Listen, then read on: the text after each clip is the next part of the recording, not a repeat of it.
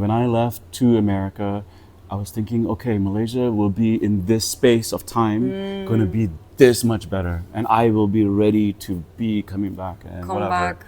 Malaysian food is tasty, but is unhealthy, at least street food. Hi, my name is Jasdev. I am a Malaysian born, and I've been living in America for the past 17 years. I'm here to talk to The star. the star, the VIP, about things. There's not been a lot of preparation, so this is pretty much ad hoc. Yeah, always going Yeah. with the flow. Yeah. I mean, what preparation do you want? Homework. No, Yeah. because it's a very casual discussion about your experience in the US, what you miss about Malaysia, what do you appreciate more now about Malaysia. Is the grass really greener on the other side? And a few other questions. Now, are you prepared? Let's go with the flow. Okay, let's start with like a quick intro. So, how did you end up in the US? So I went to film school in Los Angeles. That was my Hollywood dream. No way, I didn't know Yes, that. yeah, and that was 17 years ago. So what happened was after I graduated, I kind of worked my way to be a TV producer. Maybe not such a big deal, like, nothing too famous or whatever, but I have some credits. I have my own IMDb page. No way. And then after a few years, I switched to I switched industries to software, and That's a big switch. that's a big switch. I also went from the West Coast in Los Angeles to the Washington D.C. area, and I've been living in the East Coast since. So no more Hollywood. No. I think we might talk about that a little bit more, but I will explain how it's an exploitative labor industry, and there's a lot of people who are willing to work for free for a long time, and that's the best way to exploit someone. So I've had conversations the past few days about people asking me questions.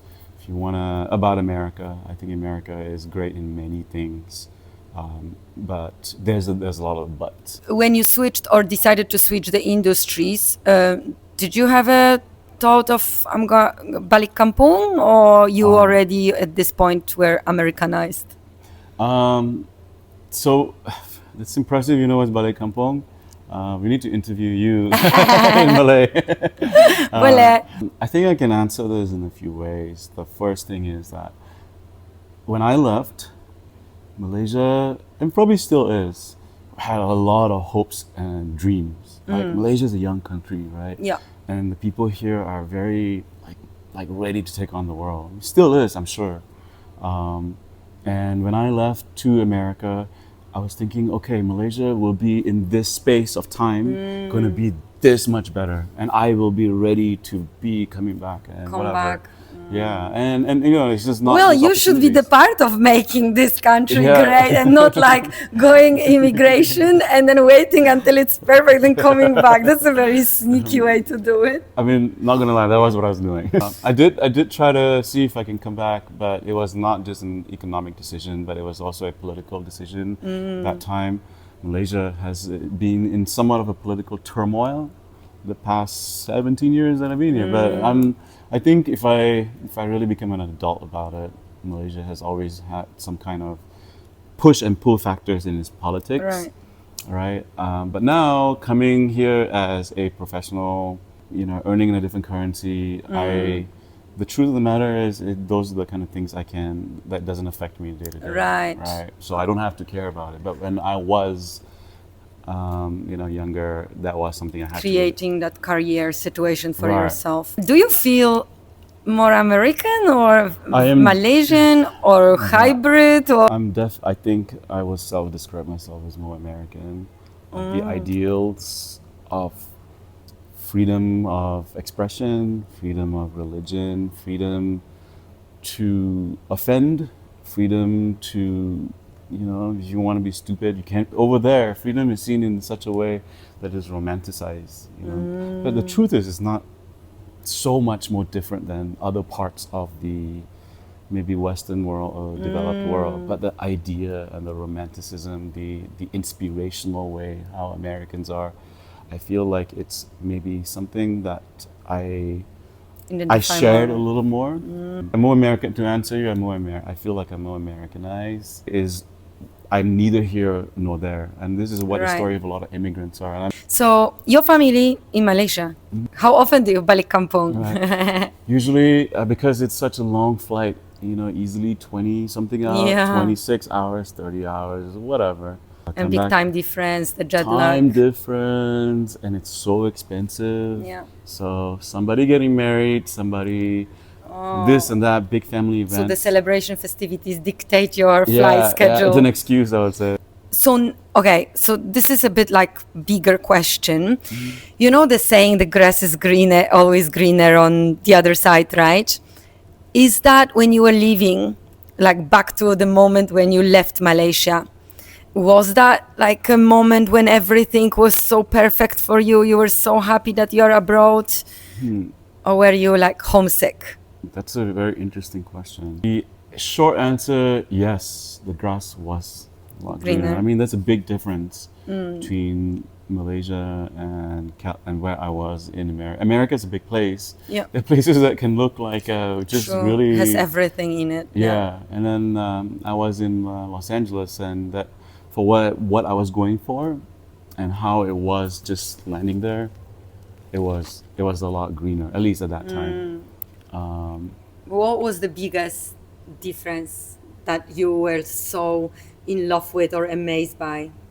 Yeah, well, I went to film school, and then just going places where, just right outside the airport, it's like I can recognize a place like this. I recognize this in that movie. or From that- the movies. From the movies and the television shows, and then seeing the name of the streets, you know, like Sunset Boulevard or Santa Monica, or just seeing Los Angeles or California from stories through songs, movies, and TV. Right. I'm like, wow, I'm seeing it through their eyes. Now it's my turn to see through my. It's my turn to see it through my eyes. I hit your microphone there. Having that kind of perspective, I think it's one of those. Wow, my life is a movie now. But there's always a but a little bit, yeah. When I first went there, for Yeah, example. so when the fantasy was over. Well, it was almost immediate. So in Hollywood Boulevard, where they have the stars, the Hollywood stars, well, that was nice. And then you'll see a homeless person right beside it, or you'll see someone maybe, you know, they're having an episode of something, and maybe they are belligerent, maybe they're acting in a way that is maybe, you know, it feels Under like, influence. yeah, some kind of influence, you know, and you don't understand what is happening. How is it that this place is like the golden age of Hollywood Yeah. is right here and seen and made. Such a contrast. It's such a contrast.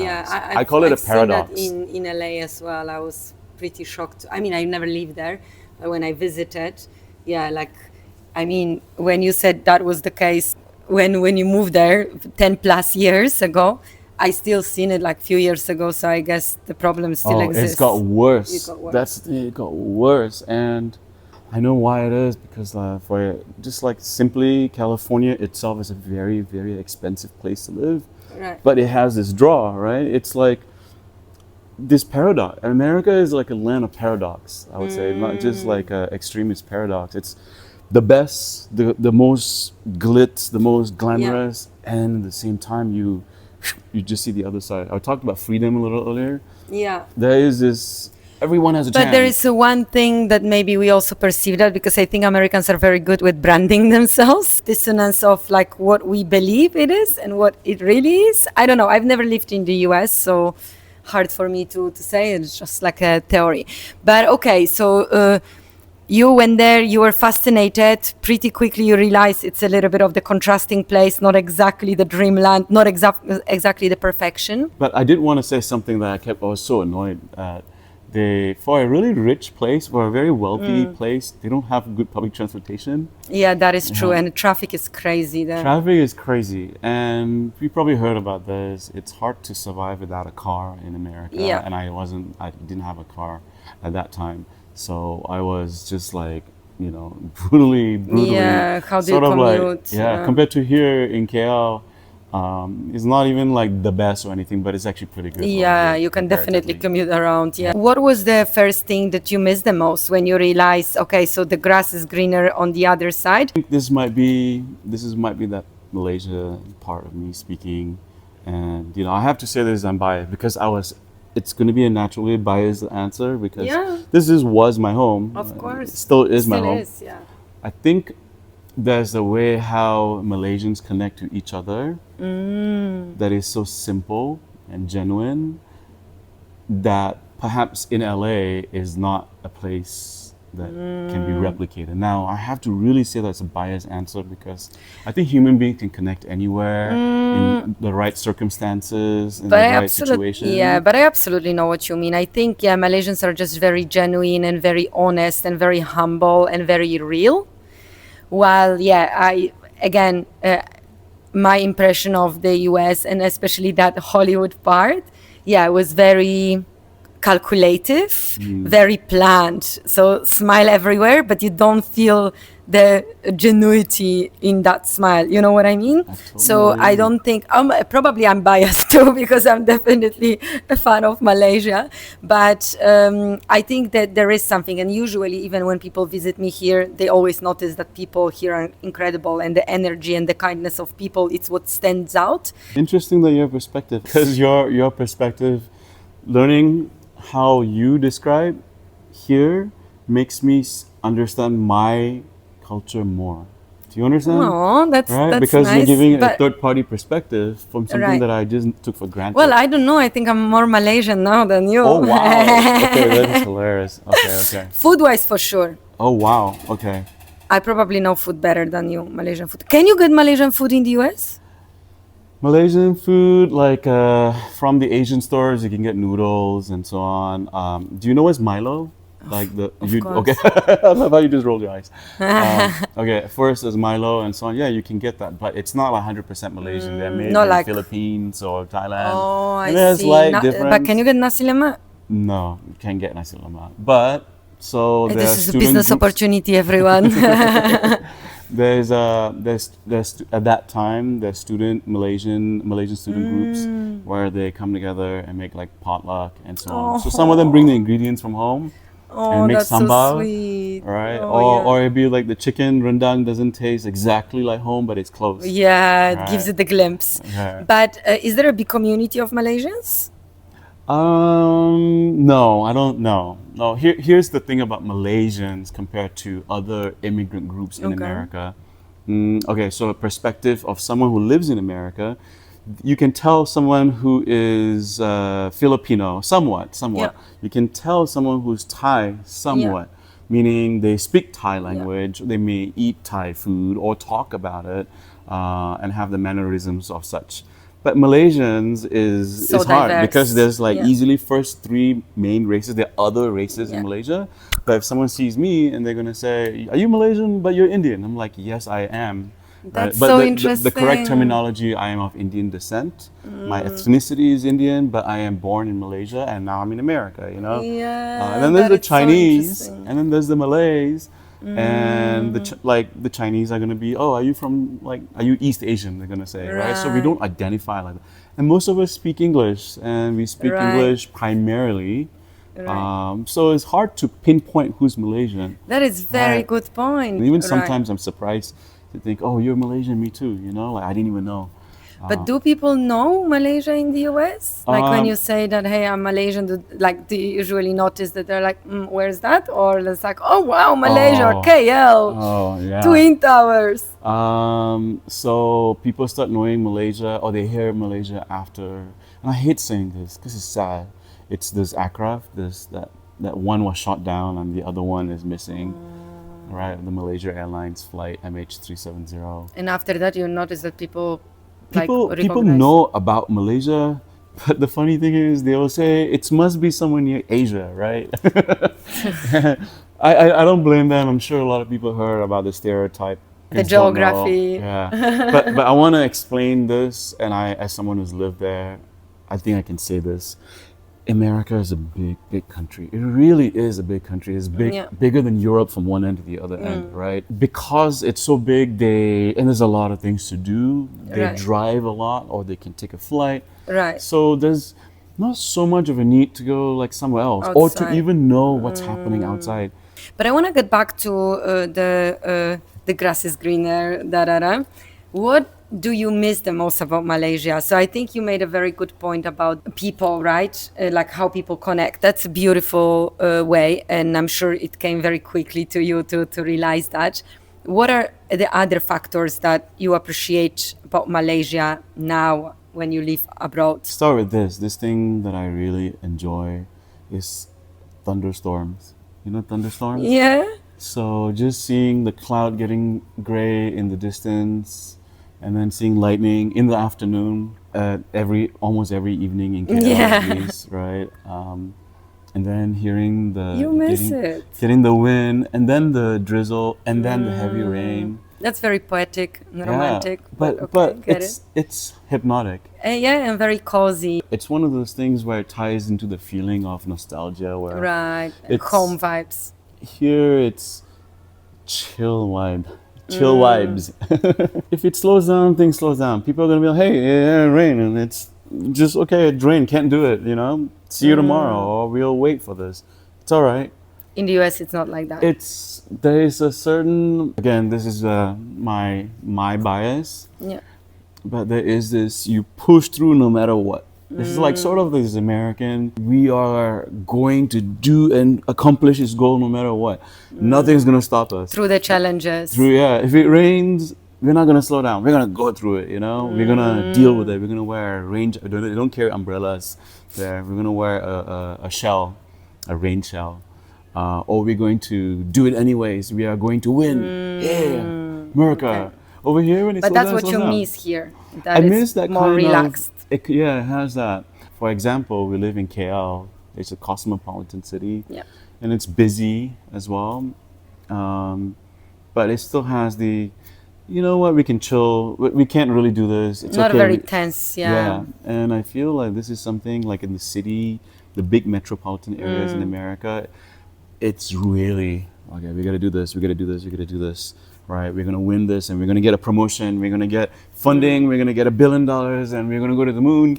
Oh, yeah. It's like, take the break, you know? Anything else that you appreciate now more about Malaysia? Well, so I can say. I'm waiting for you to say food, although I'm sure you always appreciated it. So I wanna, okay, food is a big deal, but it's the people around the food. Okay, so the food is great.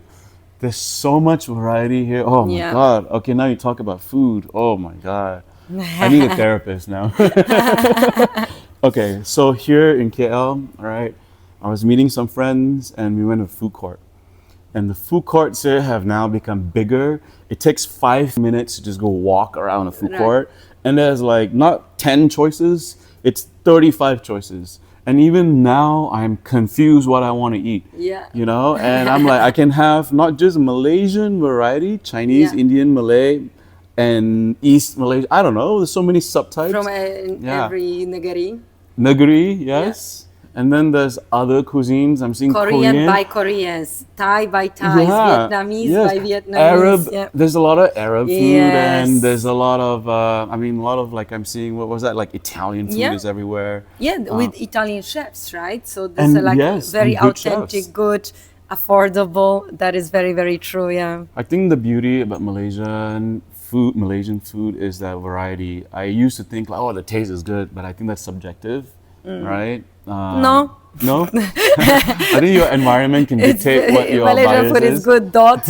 But I'm hesitating to answer because I have that part of my opinion is that Malaysian food is tasty, but is unhealthy. At least street food. There's a certain level of unhealthiness for it, or maybe that is not something that you want to consume every day. But there are like people here who fried. can consume every day because food is cheap here, right? And street food is like the default way of getting, Yeah. like mama also. Yeah, yeah. But what I like is the variety. So I'm from Penang. My family is from Penang. I'm from Penang, and food over there Yeah. is it's the people around the food. So we talk about food all the time. Our small talk in Malaysia is about food. Yeah. In the Western world, maybe it's about the weather. Yeah. You know, about how's it going, whatever. Over here, it's like, hey, where's this char kway teow? Yeah, It's the like best, this. yeah. Somebody's gonna say, you know what? I have a best secret place. Whereas this uncle who's been cooking for 35 years with a carbonized wok. right? And then they'll give like technical details. Okay, that wok is this way. He cook at this temperature, and he only cooks at 7 to 11 p.m. Yeah. Right? So it has that kind of like secret Yeah, the menu. story and the Yeah. experience to it. Yeah. You're very right. And then Yeah. it's never $1,000. It's not a Michelin star, Yeah, whatever. yeah, yeah. And Malaysians are the type that will drive hours to have that Yes. one bowl of whatever noodles Yes. or rice or whatever. Now, when you are like coming back, right? What are your observations? You're not here every day. What do Right. you notice? Like over the past years, what do you notice in terms of Malaysia changing? What changes the most? That's an interesting, a pretty big question. It I think is. I'll try to break it down in some ways. Yeah. At some point in my stay, I kind of like disengage with Malaysian politics. I used to follow deeply. Then at some point, I'm like, I gotta focus one or the other. So I tell myself, I'll just go and just enjoy what I need to enjoy and see my family, and I'm gonna come back. So I feel like I do come back, like it's like you leave like a little plant. The plant is growing, and then you come back after a trip. Oh, the plant is this bigger, Bigger, and yeah. next time you know it's this and that. I would say I would say there's before COVID, and then it's after COVID, and oh wow, right now. Let's start right now. Malaysia is positioning itself as an international player in some sectors. For example, tourism. I can see the distinction how Malaysia wants to be this sort of an in between Thailand and Singapore. It's a Muslim country. It wants to be a moderate, a place where more of a moderation. And what I mean with that is a sex, drugs, rock and roll. It could be somewhere else. Tak And boleh. and there's the not so much of a completely Western world. Yeah. But I think, in my opinion, I think that is really a great way, because then it becomes unique in that sense, because it's progressive in some ways. Yeah. It has somewhat of But a keeps the heritage and doesn't disrespect Right. the core values. right. It doesn't just want to be another. I don't mean Tourist disrespect at all. destination. Yeah, it is not another Thailand, another Phuket, or another whatever. And it needs to, because how do you differentiate from your competitors, Absolutely. right? And they kind of went pretty great in that sense. Malaysians are easy to connect with. They really are. You don't have to be BFFs. Someone can just be chatting with you in a Grab. Yeah, Which is like absolutely. the Uber in the here. shop, you just Yeah. buddy up with the Yeah. auntie, uncle. Yeah, they're just gonna have a tell you about chat. their kids. Yes. They're gonna share about their frustrations, or maybe what made them happy that day. Yeah. And they will probably I think Malaysians do listen to you. Yeah. Strangers listen to you, and Yeah. and then they can wish you well, and that's it. Yes. It's always been like that, right? I think here's another perspective that we can put this in context. When I was here, we don't talk to strangers. Strangers don't simply ask you questions. The curiosity. Before you moved out. Yeah, it's more of a Really? Malaysian to Malaysian thing. I'm not curious about you because you're just like me. But now that I'm from America, or they hear I sound a little different, or maybe if I'm a blonde woman with blue eyes, right? It's gonna be, wow, I'm so fascinated about this. And then there's that, what I call a meta perspective, where what is your opinion about the opinion of Malaysia? Like they want to know your perspective on what the world thinks about Malaysia. There is this sort of Curiosity. how we perceive to the rest of the world. Right. Because Malaysia is still a country that's still finding its identity. The identity moves on a spectrum on the racial lines, on socioeconomic lines, and there's where we are a big part of it. We are immigrants. Our forefathers were the immigrants. My family, right? And then there's the political part of it. There's a religious tussle. We are a young country, and we're still Yeah. trying to find our identity. I'm gonna give you like some keywords or like key kind of areas, and you tell me which country does it better. Oh, So, for example, food.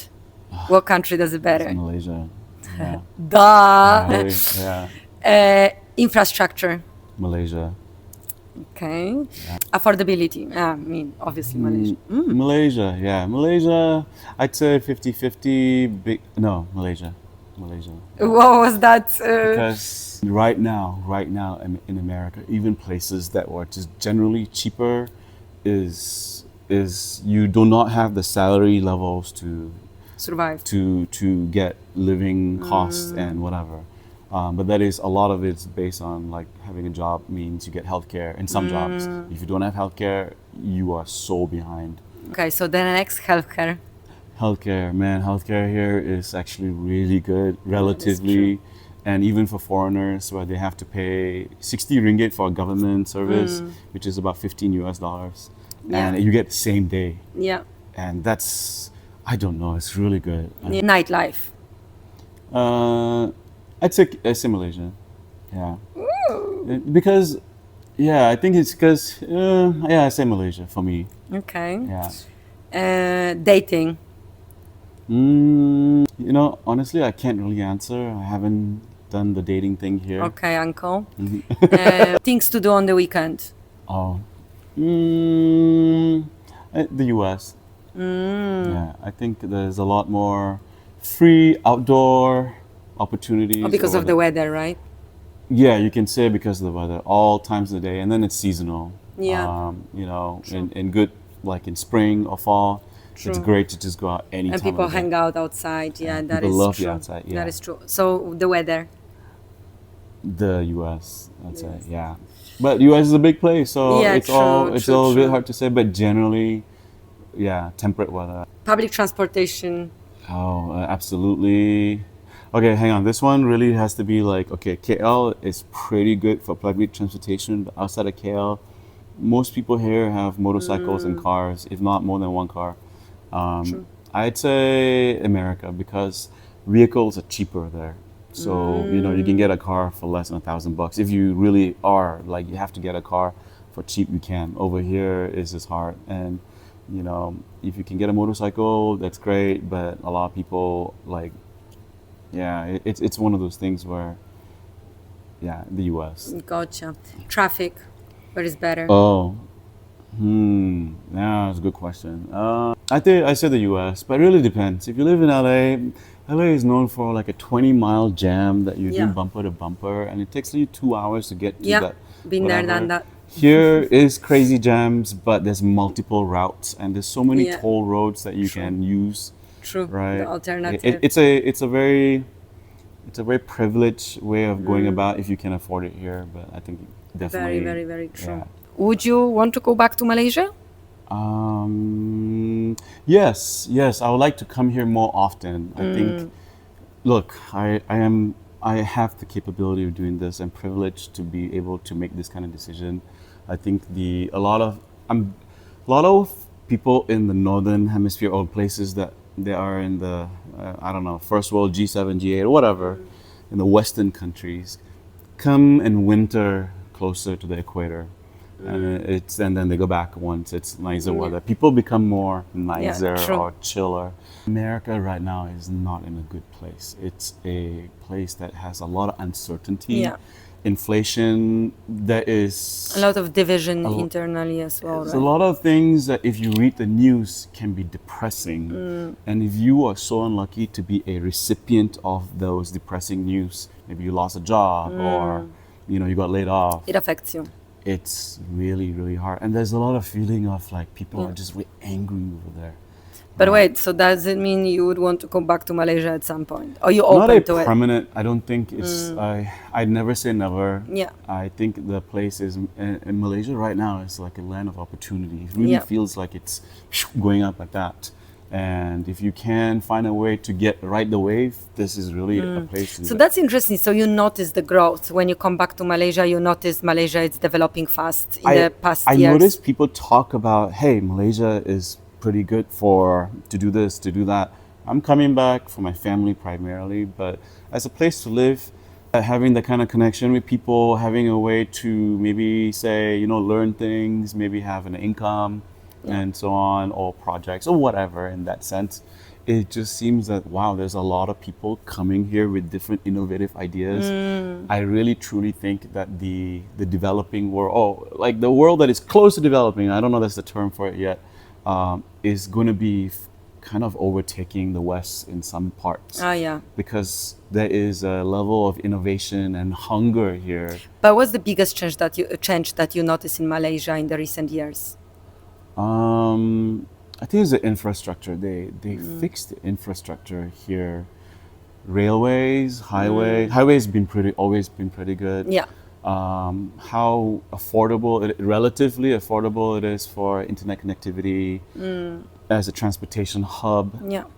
These kind of things might be, not a big deal. Everywhere has it, but once you kind of see how easy or how relatively cheaper it is, it can make a pretty big difference. Yeah. But you said before COVID and after COVID. Before COVID,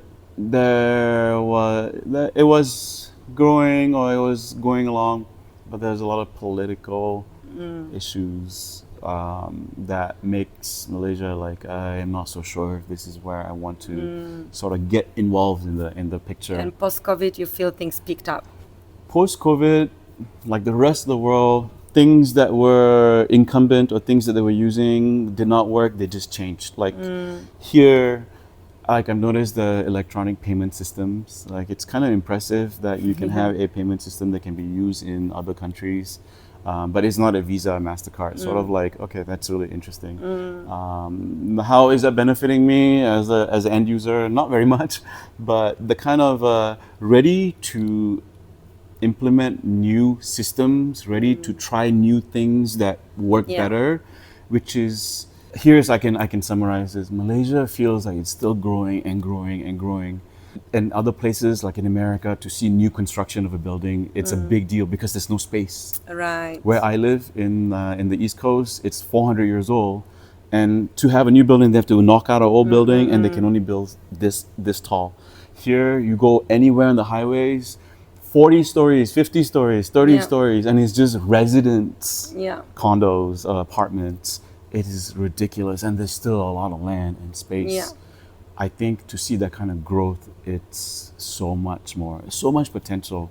Absolutely. I think that makes the Malaysia feeling like there's still so much potential. Thank you so much. No, but thank that you was for very, asking me. You're making me think very a lot, very hard.